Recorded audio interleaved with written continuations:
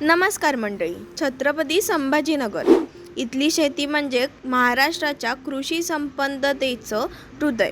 इथे ऊस, तांदूळ आणि गहू ही प्रमुख पिकं शेतकऱ्यांची ओळख आहे. तर कापूस, मका आणि डाळी ह्यांनी या भूमीला उत्पादनाचं वैभव दिलंय.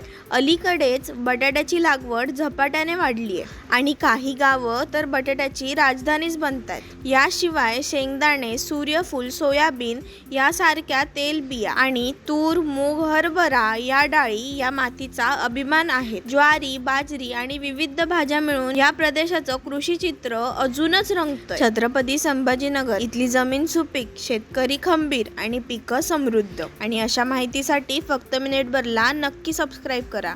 आणि जर तुम्ही हा व्हिडिओ छत्रपती संभाजीनगरमधून पाहत असाल तर कमेंट करायला विसरू नका.